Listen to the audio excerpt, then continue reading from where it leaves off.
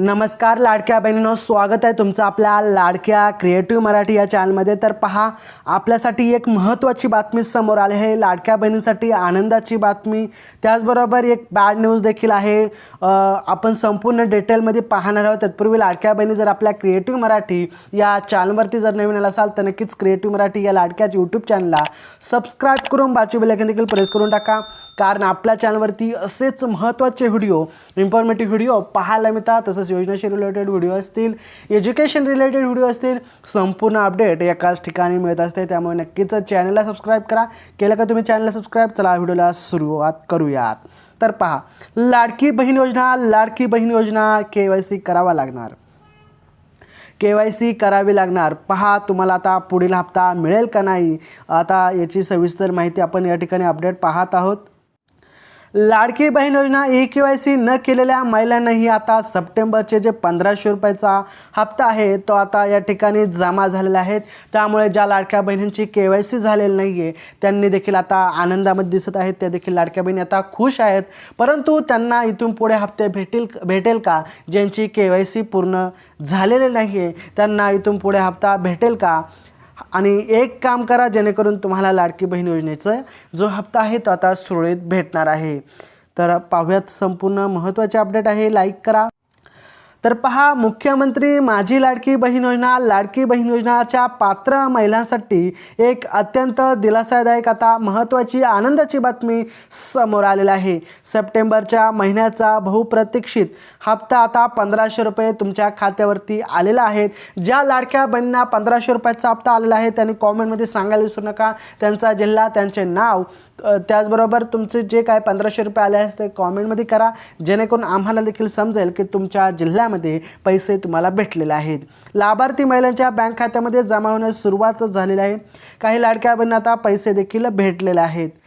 सामाजिक न्याय विभागाने यासाठी 410 कोटी रुपयांचा निधी महिला व बालविकास विभागाकडे वर्ग केला आहे आणि त्यामुळे अतिवृष्टीच्या पार्श्वभूमीवर असलेली निधी मिळवण्याची चिंता आता दूरच झालेली आहे।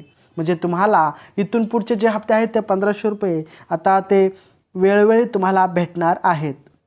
तर पुढचा महत्त्वाचा पॉईंट आपण पाहूयात काय आहे। KYC न करणाऱ्यांनाही मिळाला हप्ता, आता मोठा दिलासा मिळालेला आहे। ज्या लाडक्या बहिणींनी KYC केलेली नाही त्यांना देखील 1500 रुपयाचा हप्ता आलेला आहे। त्या देखील लाडक्या बहिणी खुश आहेत, आनंदी आहेत। तुम्ही देखील KYC केले नाहीत आणि तुम्हाला देखील पैसे आले आहेत तर तुमचं नाव आणि जिल्हा कॉमेंट करायला विसरू नका। आणि ज्या लाडक्या बहिणीने KYC केलं आहे त्यांचं तर चांगलंच आहे, कारण त्यांना देखील आता इथून पुढे नियमित पैसे भेटणार आहेत। परंतु ज्या लाडक्या बहिणींनी अद्यापही KYC केली नाही त्यांना पैसे भेटतील का इथून पुढे? पाहूयात संपूर्ण अपडेट। सप्टेंबरचा हप्ता जमा, ज्या महिलांनी अद्याप KYC केलेले नाही आहे, पूर्ण केलेले नाहीत, त्यांना आता सप्टेंबरचा हप्ता मिळालेला आहे। KYCच्या तांत्रिक अडचणींमुळे चिंतेत असलेल्या महिलांना हा तात्पुरता मोठा दिलासा आणि आनंदाची बातमीच म्हणायला हवी। परंतु KYC ज्यांची लाडक्या बहिणींची कंप्लीट झाली नाही, पूर्ण झाली नाही, त्यांना हप्ता कसा आला? तर पहा, सरकारने आपल्याला 2 महिन्याचा लाडकी बहीण योजनेची जी KYCसाठी 2 महिन्याचा कालावधी आहे तो दिलेला आहे आणि या 2 महिन्याचा जो हप्ता आहे तो तुम्हाला भेटणार आहे। परंतु लाडकी बहीण योजनेची जर KYC केली नाही तर तुम्हाला आता इथून पुढे हप्ता बंद होणार आहे। आता KYC बंधनकारक आहे, परंतु समस्या ज्या आहेत त्या आता कायमच आहेत। नक्की समस्या काय आहेत जाणून घेऊयात आपण थोडक्यात। योजनेतील पारदर्शकता टिकून ठेवण्यासाठी KYC करणे आता बंधनकारक करण्यात आलेले आहे आणि दरवर्षी KYC करणे आवश्यक असणार आहे। त्यासाठी 2 महिन्यांची मुदत देखील देण्यात येणार आहे। KYC करण्यात येणाऱ्या प्रमुख अडचणी कोणत्या आहेत ते पाहूयात। सर्वप्रथम आपण जर KYC करायला घेतलं तर आपल्याला वेबसाईटवरती काही एरर पाहायला मिळतो, साईट ओपन होत नाही आहे, OTP येत नाही, असे अनेक अडचणी ज्या आहेत ते आपल्याला सामोरे जावे लागत आहेत। लाडकी बहीण योजनेच्या अधिकृत वेबसाईटवर वारंवार ठप्प होत आहेत, बंद पडत आहेत आणि तांत्रिक बिघाडीमुळे प्रक्रिया पूर्णपणे करता येत नाही आणि अडथळे जे आहेत ते निर्माण होऊ लागले आहेत।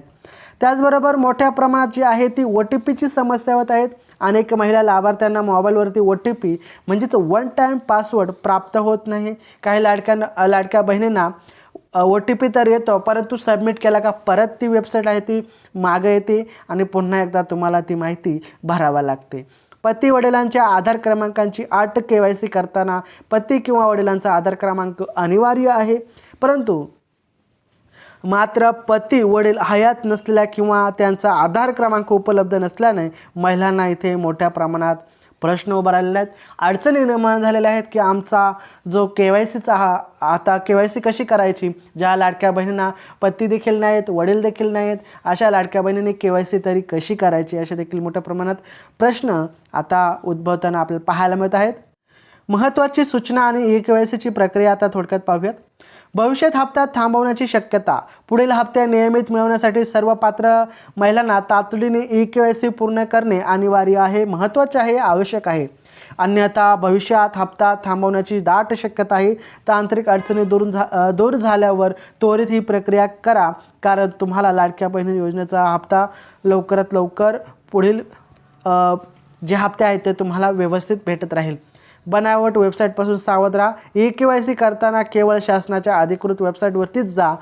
या वेबसाईटची लिंक देखील तुम्हाला डिस्क्रिप्शनमध्ये देईल. तर आजचा व्हिडिओ कसा वाटला कॉमेंटमध्ये नक्की सांगा. तर चला भेटू आपण पुढच्या व्हिडिओमध्ये. तोपर्यंत जय जय महाराष्ट्र, वंदे मातरम.